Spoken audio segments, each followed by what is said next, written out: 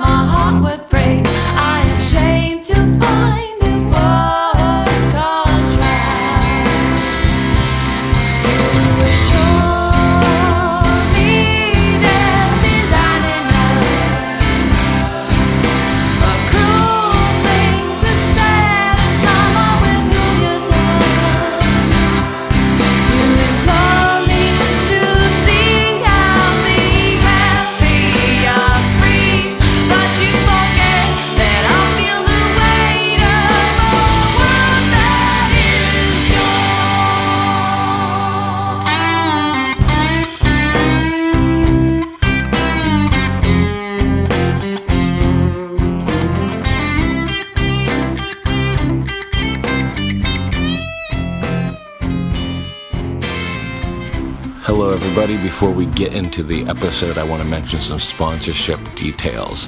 We are sponsored by the Speaking of Music show. They talk about the music of yesterday and today on a podcast, which is featured on YouTube, the Speaking of Music show. And then also we are sponsored by a cold-pressed juicery in Boardman, Ohio, called the Orange Avocado.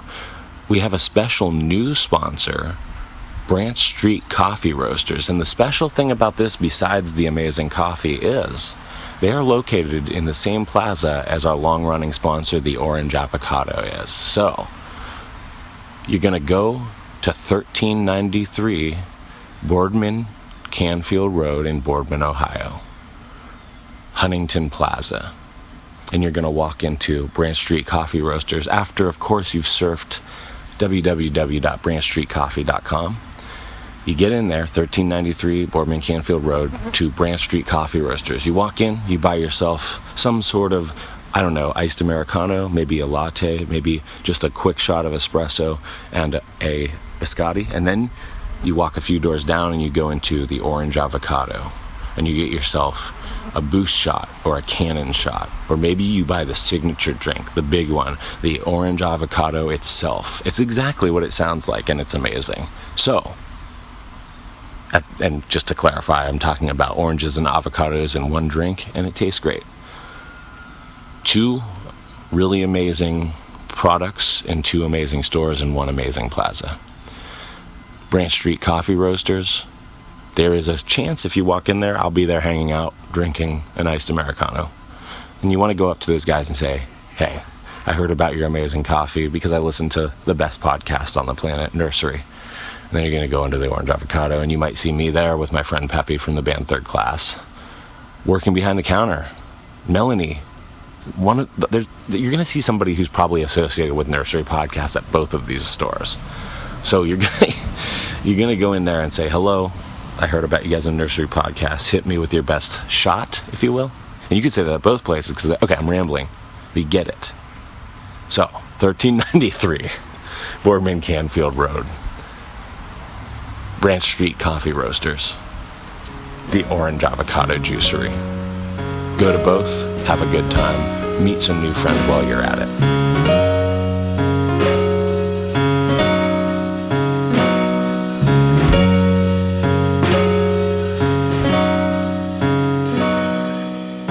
Hey guys, welcome to Nursery, a podcast from Ohio's Creative Voice. Make sure you go to www.thirdclass.net and listen to some music, maybe buy some records or t-shirts, give a push to that donation button and donate something if you like to support local music.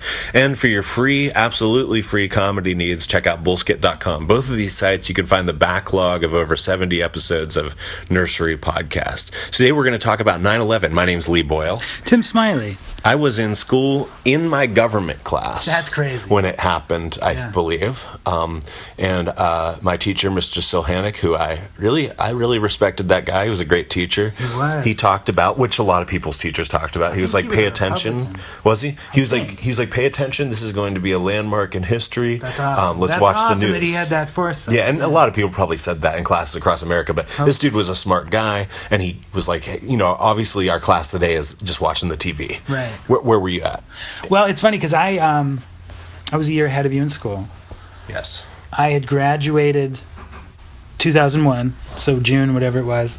And I remember specifically 9/11 was weird because I gave my sister a ride to school because I gave my sister a ride to school because I had a car, and then I was coming back because my mom lived on Park Avenue, not by the park, the other end. And I was coming back, and I saw Anna Morelli and Jared Sorrell walking, and they were like late. School had already started, and he was at the Career Center. So I gave them gave Anna a ride to school because I had nothing to do. Drove him to Lisbon, and then I was coming back, and I was like, "Ooh, I'm gonna stop and get some breakfast in Negley, of all places, because there's this place there called the Corral."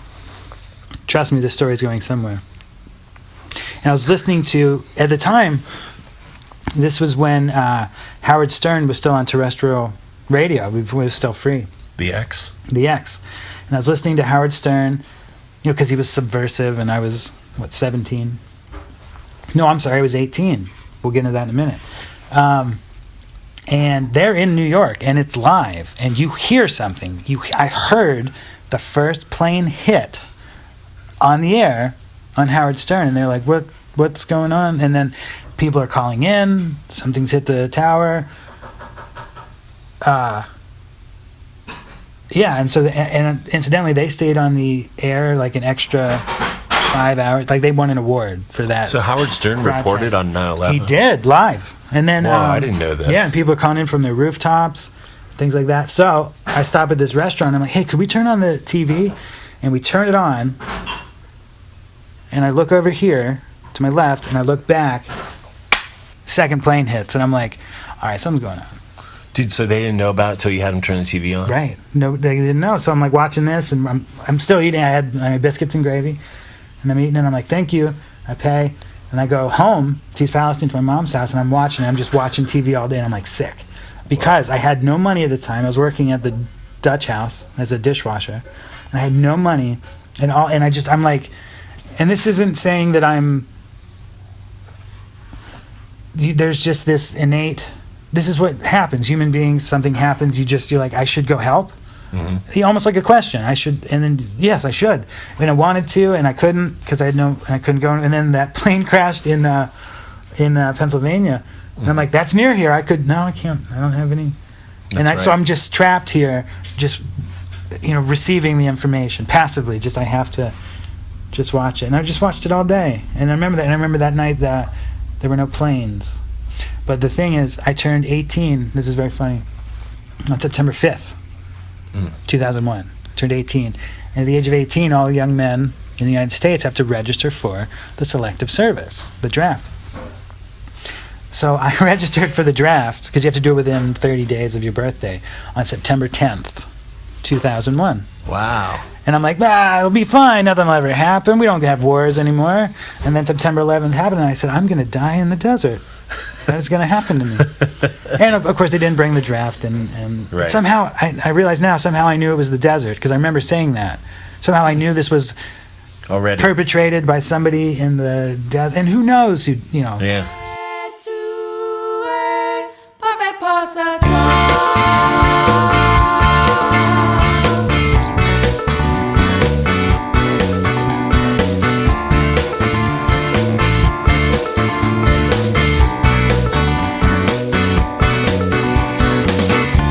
I noticed you from across the room.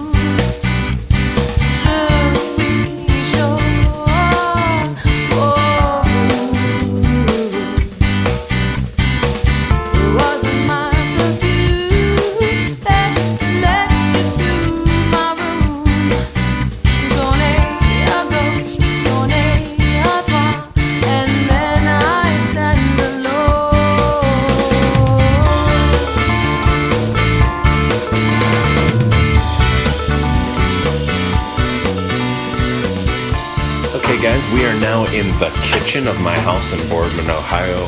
Tim is still with me, but we have an outside correspondent, my wife, Ellen Frost. What were you doing during 9/11, and what were you doing the year before 9/11? 9/11 happened while I was in school at Columbiana High School, and the teacher would not let any of us call and talk to anybody. What? And I was nervous because we did get to watch it in some classes, and then I can't remember if it was calculus or what class. My teacher was like, "Nope, we're not watching this on TV. We're doing math. We're doing math." That's Yeah. exactly the opposite of what happened to me. I had my government teacher. Yeah, some teachers let us watch, Right. but I remember our math teacher did not. I can't remember if it was trig or calc or what class it was. This is more important. Yes. But I was really nervous because the summer before I was in Battery Park City staying with my aunt and uncle, kind of working as a nanny for their newborn baby, which was just a really cool summer. But I went... That means you were 15 during that summer, right? I think so. That's pretty young. How far is Yeah. that from? I've never been. How far is that from the towers? It's really close. Their apartment was actually destroyed. Oh my God. They moved after that happened. They moved to Houston.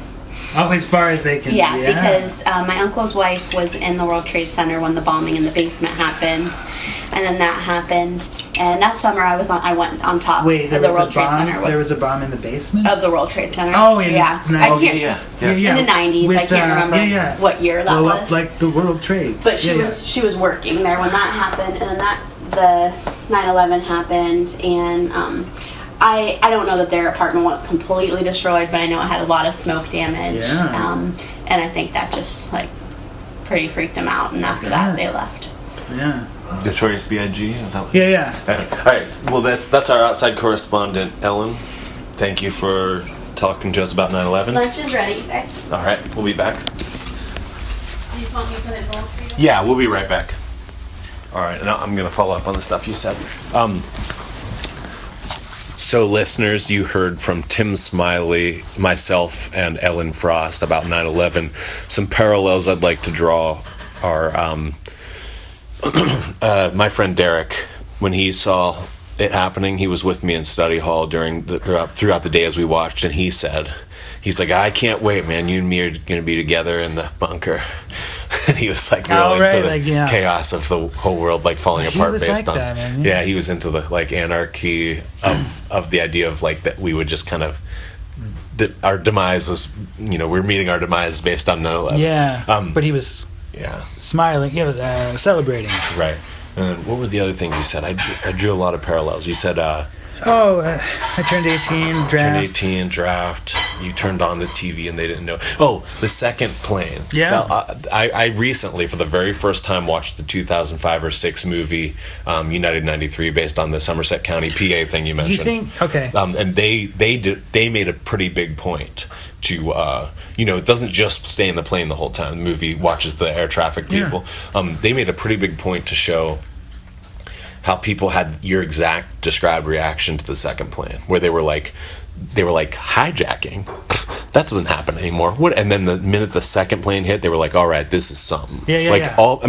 In hindsight, now it sounds funny. Right. It's they just killed so many people with the first building, but didn't get real till the second building. I know we sound a little silly, but at the time, people we were don't know those people. It's not. It's like a video. And at that time in America, I think you said this. It was oh, that stuff doesn't happen. Yeah. Well, we just came out of the Clinton years where we were fine. Yeah. And so people were like, an airplane hijacking. That was illustrated well in United 93 in the movie as well. Yeah. They talk about that. So it's really interesting because half of what was slow to take with everybody was that they were like, no. Was it hijacked? No. Yeah. Was it hijacked? Well, think about it like this, and this is such a strange parallel. It's like you've seen Yellow Submarine. Yeah. All right, and go with me on this. In Yellow Submarine, old Fred is there, and then there's the old man playing cello, and he's like the mayor or whatever. He says the Blue Meanies are attacking. He says they wouldn't dare. Let me finish my trio. And then the one violinist gets hit by a thing, and he says, "Duet, sir, duet." And then as people are falling around him, he's like, "Solo," and he's like, "Solo." young Fred, the blue meanies. Like people aren't there until they're there. You know what I'm saying by that? Yeah. It's like I don't accept this. I reject this. Holy shit, we're under attack. A darker parallel would be the depiction of Fahrenheit 9/11's George Bush reading to young kids during the attack. Right. Where it's like even then, with no, I don't have any political agenda in saying this. Even with him, you kind of, because we were about like 16 or 17 at the time. Yeah. Like you kind of see why America was like, what? Wait. What? Yeah. Until like. Oh yeah, we were all asleep, man. Yeah. We were all like, things are fine. And that's. I'm not saying that as we must be awake all the time, and you know. No. Some people must. You know, the watcher on the wall and all that. Todd will always be aware of what's happening. That he's the guy. You know what I mean? He will tell us what's going on, and then we go hide in a bunker somewhere if it's all. And guys, listeners, if you don't know who Todd is, I'm sorry, go check out an episode called Persons of Interest and Van Magnets. We all have Todds in our lives. It doesn't take a lot to know what Tim's referring to. But if you're interested in digging deeper, check that episode out. Conspiracy theorists, people that like to believe, and I don't excuse myself from that. I've seen documentaries. Sure. I didn't watch Loose Change, but I've seen documentaries that have changed my mind. Well, let me tell you this. I read Bush's book. Mm-hmm. You know, because every president writes a memoir, because I wanted to know his thoughts on his presidency and on 9/11. His 9/11 retelling was pretty standard. I was in the thing, and they told me the thing, and then we were on the plane, and then we hid, and then we came back. And then I wanted to read Cheney's book, and I did, and it messed me up. Like,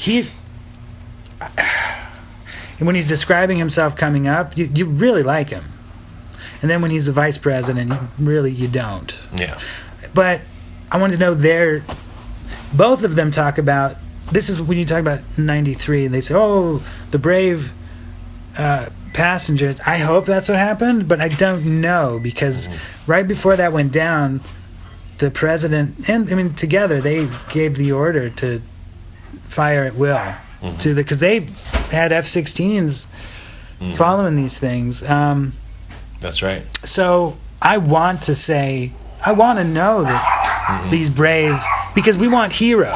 Yeah. We want martyrs and we want heroes, because that makes a good story, so we can make movies, so we can remember people valiantly. We don't want to think that our government, at a time of crisis, killed a bunch of civilians so that other civilians wouldn't also die. That's what was hard about it, is that. So I don't know. That if people had snapped to attention sooner, they the lesser two evils would have been to do that with all 4 planes. Absolutely. And I don't disagree with that. And that was the plan, obviously. Like, they wanted to do that, and they couldn't get people in the air to do it. Right. And that's what's weird about it, is that because that does make sense. It would have, and it would have. We'd be done, and then I'm sure we still would have gone to war with Iraq 2 years later, because the two are not at all related. Yeah, right. But that would have just still happened somehow. No, and it's not hard to figure out. It's what some people view as this was the plan all along. I think in truth, and again, I know very little. I know I've not studied political science, but it's quite clear that politicians leave no tragedy unused. Okay? Sandy Hook happened. Obama was stumping about gun control, because that's what you do. They go, look, babies are dead. Change your policies. And then we don't, because the gun lobby very much owns most of Congress, and that's how this country works. And that's whatever. It's whatever it is. But they're like, oh, look at this terrorist attack. Boots on the ground. War. Because, again, this is not a conspiracy. This is true. Military-industrial complex. It is profitable for us to go to war. So this thing happens. We've been at war ever since. And we're looking for more. That's just what we do now. And because all of us citizens, not you and I, because we were kids, adults, everyone got scared. They were so scared, because they're like, oh, if it could happen in New York, it could happen, which is stupid. Like, oh, it could happen in East Palestine. No, it absolutely won't, because that won't mean anything. That won't make any sort of statement. Right. So it's not going to happen. Right. But that's when people were just terrified and no one knew what was happening, and that's when Patriot Act, and they're like, all right, yeah, whatever, keep us safe. Whatever powers you need, you take. Mm-hmm. And we now still are living with the consequences of that. Mm-hmm. Yeah, I forget, when did Reagan die? 2003? Maybe? When did Nixon die? I can't remember. Don't know. I heard Yeah, we're ready. We're going to go eat, listeners, in a second, but and then we'll come back. We'll come back. I heard W speaking at some famous president's funeral. It could have been Ford. Yeah, it was. We'll look it up. Yeah, And then we'll come back.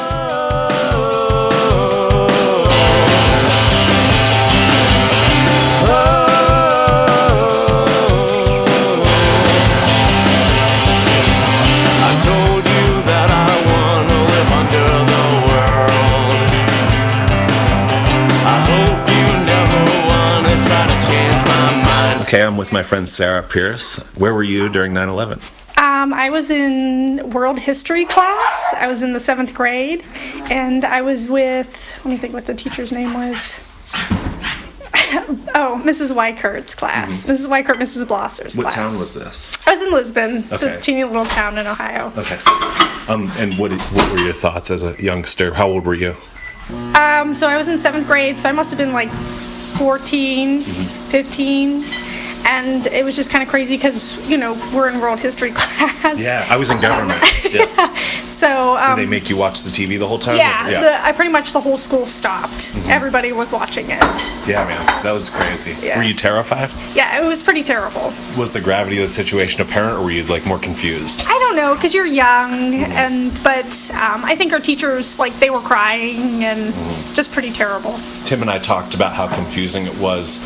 That people were like, "What, plane hijacking?" Yeah, I guess nobody because you understood. live in a little bubble. You know what I mean? You're in junior high. And you even care about America the wasn't a boys bubble. and- Even the older yeah. people were like, "No one hijacks planes." It hadn't happened for a while. Yeah, that there was that kind of evil in the world. So They wouldn't dare. Oh, Yeah. God, they did. Yeah. That's right. Hey guys, we're back. We cut to a few It was a delicious people. lunch. Yeah, we had a good prepared lunch. by Ellen. And what I was trying to get at before is, yes, Bush spoke in the early 2000s at Ronald Reagan's funeral, and he had this moment. I can't find the quote because it's a long eulogy, but he says something where he's like, Reagan, much like someone else we know, me, was underappreciated during his time, but later, and I was kind of like, oh, you didn't do that at his funeral, man. And so, Wow. I think anything W says about his run, a lot of it pertains to 9/11 and stuff like that. That was his, because Obama has the Affordable Care Act. That is the defining moment of his presidency. And Osama. And they killed bin Laden, I guess. I don't know, and That was such a footnote for you. What was that? no, I mean, I don't know. Maybe they did, but then they buried him at sea, and we never saw. It's just and I was watching. Are you familiar? There was this short-lived television series on HBO called The Newsroom with Jeff Daniels, written by Aaron Sorkin. Wonderful show. Unless you're like a hardcore Republican conservative, then you probably won't love it. Because Sorkin's a liberal, and he wrote The West Wing. Right. He's written several films. He's very good. Yeah, sure. But this was about a program that did the news, for real, not with opinion. room. Right, no, Sorry, not with opinion, not with whatever, just here's what happened, and we're going to get to the bottom of this. And it was interesting, and it was very unique. And what he did was, and it was interesting the way he did it, he wrote it after the fact. So the show started, and it was the first episode is when the BP oil spill happened in the Gulf. And this was a year or so after. So it's they reported the story as someone should have at the time, now in the future with all the information that we have. So you're saying they talked about on that show. somebody who's liberal cognitively reframed straight news. Believe it or not. Sorry, go Liberal media. No. Again, it's just an entertaining show, and I Gotcha. like the way they do. I like the way they do the news, and Sure. because I don't know what I want to do with my life still. I just exist. I make enough money to live, and squirrel some away, and that's fine. But That's good. I still don't. I'm not passionate about anything. I have no passion. Nothing moves me. I'm not. Your wife absolutely is passionate about what she does, And I don't envy her. It's not like that. I don't know what that's like. That's all. And that's not, there's no positive, there's no negative, there's nothing in that. It's just, I don't have that, which is fine. They did an episode about when they got Osama bin Laden. And in the episode, everyone's like, we got him, we killed him. And they were like so happy that this person had been killed. And I'm like, well, I mean, because 9/11 happened and they go, we don't know who did this, but we think it looks like this. Yeah, sure. You know what I Yeah. mean? You know, like, Yeah, I know what you mean. and people just, because we have to have a villain, and in this country, I've noticed, we gotta have revenge, man. Oh, you blew up one of our buildings, we'll destroy your country. We'll take away your economy. We like, you know how Rome, when they defeated Carthage, because they were such an enemy, they destroyed the cities and they salted the ground so that nothing would grow. They destroyed it so thoroughly. That's what we do, man. We go in and we say, no, fuck you, and you're done. But for what purpose? We don't even capture the land as we used to in the olden days when people would go around warring. And I think I'm in the middle of a rant. But when people would go around warring, they would then capture the city and it would be theirs, and they would, Rome did this. Yeah, okay, I see what you're saying. Farther back, Alexander did this. Conquered the known world and possessed it. We just go around and go, oh, you fucked with us once. Boom, you're gone. And again, I'm not a politician. I don't know all the ins and outs. But I don't know that they do either. The hindsight of it is easy to see that way, and I tend to agree with you. But when you're in the moment, I was just as scared as let's talk everyone about else. Paris. Right. When they punched back because someone punched them. They fired back immediately. Immediately. In the moment, if somebody attacks you, you attack them back. So it's hard to gauge what's what anymore. Well, does somebody come and shoot a bunch of people, and then you go and take them over, or do you shoot them? It's rough. It Right. doesn't make Right. And that's France. You're talking about the U.S.'s reputation, so I don't mean to derail that. No. But it's funny. It's like in the moment now, a lot of liberals are really happy to hear French, just push France push back hard. They did, right, but to what? I don't know. I don't know if the human experience so much. No, I can't say that. I was going to say should. There's no should. There's no this. Life is what it is. I don't know that there's any intention behind it. Do you understand what I'm saying? Yes, but obviously I'm not with saying something that- that's saying there's not- orchestrated as much as the U.S. military is. It's true, but and stuff. It's not quite the same. My example is one person being attacked, and it's not the same. It's not the same. But is the intent the same at heart? Yeah, maybe it is. I don't know because it's. I mentioned before the military-industrial complex, and when I say words like that, when I hear words like that, first thing that comes to my mind is, oh, that's a conspiracy theorist. Yeah. And it's not that. Follow the money, right?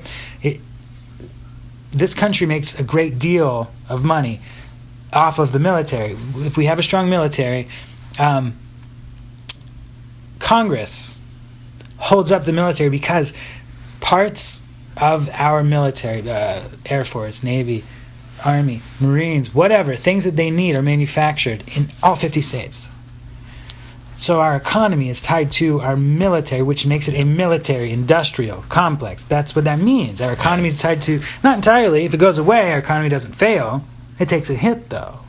People lose jobs. If we shut down, if we cut the military spending on this in half, factories shut down. People lose their jobs, possibly their homes. So, and was it built that way? I don't know. Yeah, is I don't the know. economy attached to revenge? Well, and right, thank you. That was very, Isn't it? yeah. Is that our business? Right, and it's not. Yeah. And I can tell you it happened because World War II happened.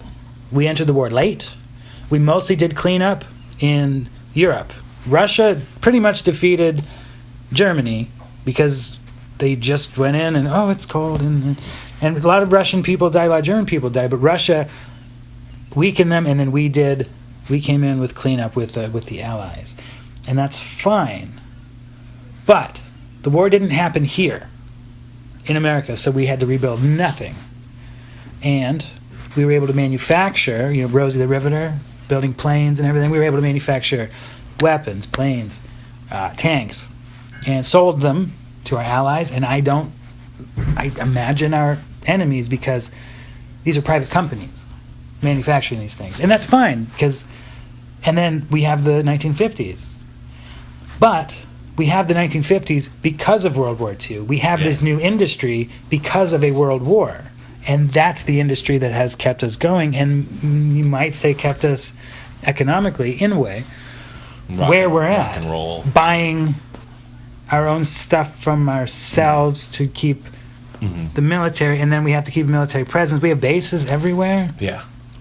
And that led us on our path down like rock and roll and stuff like that. Yeah. People like, and there's a point of pride here, especially because in the Pittsburgh area and stuff, people were manufacturing stuff you're speaking of. Oh yeah, and they're fiercely proud of being working class, and there's nothing wrong with that. No, not at all. Is that it led to a lot of the things that we love today. Right, and people go, "Oh, the Rust Belt." Well, you don't have the Rust Belt if you don't have manufacturing. You don't have manufacturing. That you again don't have begs a the war. question: are we built around? Right. We assume someone's going to attack us every time, or are we led to believe that because it keeps our economy going? If you remember, before these, we were just another country. We had a lot of fun. We were just kind of plodding along with the 20s, and that was the thing. There was a lot of excess, and history never repeats itself. It often rhymes. But I don't know. I have to think that what is happening now, the world we're in now, 9/11 being part of it. Because you can't go stomping around without somebody going, "Hey, wait a minute." Yeah. You know? So it's curious. And I don't believe that Bush did 9/11. That's not me. I don't. And I don't know if I care. Yeah. I don't know if that has anything to do with me. Mm-hmm. And if that's true, I don't know that I can do anything about it. Maybe that's why we jumped off where we did on how the tragedy affected us, because all you can know for sure is that a tragedy happened, and like not wanting to put a villain's face on it. People are dead. Maybe it's smart that you don't want to put a villain's face to it, because what we do know is that a tragedy occurred. Right here, and that's the ridiculous thing, because in other countries, in all over, the 9/11 happens every day, or the equivalent. Or there's places like in Africa where they've never known peace. People in like Palestine, Israel, those people have been fighting since 1948, since Israel became a country. Mm-hmm. So we're very lucky that the only thing we have to, like, seriously, politicians now, still, 9/11, 9/11, 9/11. It's the worst thing that's ever happened in this country. And it happened one time, you know what I'm saying? Yeah. We have it so fucking good that is the worst thing that's ever happened to us. And we just go on and on about it. And we justify our entire domestic policy on it and our foreign policy because of this one event, this one tragedy. Oh, it could be another 9/11. It's part of our lexicon. Mm-hmm. When I say 9/11, everyone knows what I mean. Mm-hmm. These buildings fell down and a couple thousand people died. Yeah. But because we're America and that doesn't happen here. Yeah, that's right. That's what it was predicated on. A lot of that. It doesn't happen here. That's right. These colors don't run. How dare they? How dare they be so presumptuous? Well, didn't we just... Oh, that doesn't matter. Don't look at... and I don't know. I'm going down a path I didn't think I'd go with this, but... I'm not going to apologize for it, though, because I'm not saying things that are untrue. And this is... You know what I mean? This people is a get good so upset about it. It is. And people get so upset about it. And they base their whole... But maybe these are just people that enjoy violence. I really don't know. I can only speak for myself. That's true. I often try to speak for other people with what I think they're thinking, and I need to stop doing that because that doesn't help. But, yeah. Think of it that way. I'm trying to think of it. I try to think of it that way. I remember where I was. I remember how I felt. And then I go right to this happens every day in other countries. This is happening right now. Right now, somewhere, something's blowing up and a bunch of people are dying. Right now. Promise you. In the world, as we speak. Look, somebody died. Violently. Look. You know what I'm saying? Mm-hmm. But we don't know what that's like. No. We Actually, just don't get it. Yeah. So when it does happen, everyone loses their minds. It's so much so that it's like that they're like, let's being change our talked about right entire now. policy. So many years later, right? it's like and in we'll- such a way, and it's history at this point. We'll Obviously, you always- talk about it, but Yeah, in yeah. such a way is the point. The way we talk about it is Right. weird. And like I said, it changed policy. So this will be taught in schools. But it's funny, like as it's happening, you realize, like Silhanic said, to bring it back to that, you realize you're living history Yeah. as it's happening. I mean, we're all living history as it happens, but this is something you're going to read about your kids, your great grandkids, whatever, are going to read about in a book. Even when they don't remember, when no one knows who you ever were, people are going to be talking about this event. Yeah, you can only go so far as to speculate as to what could happen in what would have happened in its place if it didn't happen, or what we would be like if it didn't happen. At that point, you have to just write your own story and fictionalize Right, for 'cause we have no for the idea. good of art. Like Right. 11/22/63, that special on Hulu. You know, Yeah, it's like yeah. they spoilers like talked about how 9/11 didn't happen when they prevented JFK's assassination and stuff. Right, And like right. it's like they just wrote their own story and had Oh, a yeah. good time with it. Oh, yeah, that's all that's- you can do, that's listeners. fine. That's all Right. you can do. Right, because it happened the way it's gonna. Yeah, we'll never know otherwise, Yeah. unless we travel to a parallel universe or Yeah, man. something. J.J. Abrams' parts were very apparent, and Stephen King's parts were really apparent. Yeah, for sure. They're just like weird, like horrifying moments thrown in the middle of the episodes. Yeah. It was like they totally were like, dude, let's take some license here, man. We'll do whatever the hell we want. And it was- Which they're that's very- what you got to do, though. which they're famous That's how you for. keep yourself from going crazy, like being like, what could have, would have, you know, like you have to just take this artistic license, and you can do what I do. You can romanticize. You can do what they do. You can make it like romanticize some parts of the 60s, and then like other parts be like, oh crap, and stuff. Right. like- Yeah. and like add And blood, some things add action. stayed the same. And some things which I thought stays. was interesting. Yeah, it was awesome. But yeah, guys, thanks for listening to us rant about 9/11. Yeah. Sorry about that. That's all good. I mean, so Mom, We're on a podcast.